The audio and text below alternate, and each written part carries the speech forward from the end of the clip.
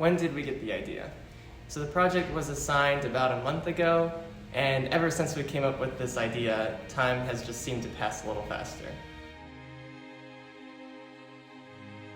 Well, one day we were kind of we all decided to go to Culver's, Daniel, Matt, and I, and we were driving down Lincoln Way and turn around a corner. Next thing you know, Matt's in the air. It turns out we had hit a massive pothole. Matt hit his head. We weren't sure what was going on, and then that's when we decided. Damper. Daniel, Aaron, and Matt grade roads. I'm gonna start with just true story.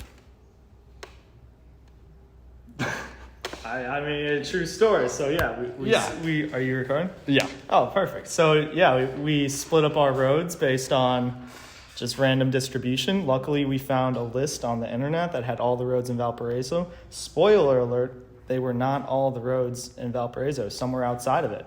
Yeah, so we were actually driving around and we collected about 30 originally? It was about, we tried to get 30. Okay, we tried. We ran out of time. It took us about an hour and a half the first day to collect our data, and we actually only had, I think, about 25 roads, and 5 of them were completely outside of town. That's correct, yeah.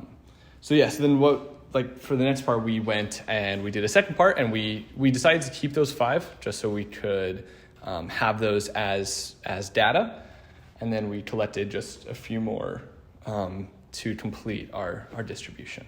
Yeah, so the process of the grading of the roads, you want to talk about that, Matt? Yeah, so we had a big spreadsheet and we listed the roads, and most of them we did were neighborhood roads, but if it was a larger road, we would assign a block and mark which road we would go from this road to that road on that larger road, and we would drive the road, and we would take the average of our grading on a scale of 1 to 10 between the 3 of us.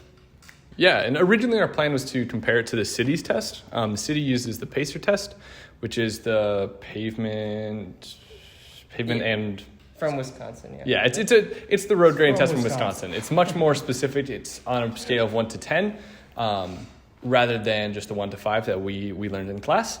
But we found, and then the city also uses it because it's more accurate. And originally the idea was to compare our results to the city's, but we never got a response from the city, unfortunately. Yeah, we reached out to, what was it? Mike Jabo.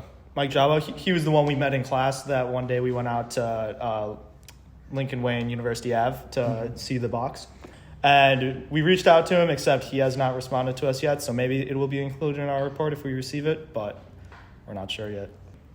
Right, so Matt? After we took the average of each individual road between the 3 of us, and then we averaged all the averages, and we ended up getting a 5.88 for the average grade of all roads around the Valparaiso city limits. Mm-hmm. Which basically means that there is a fair amount of cracks in them, some alligator cracks going across the whole road, some just longitudinal and transverse cracks.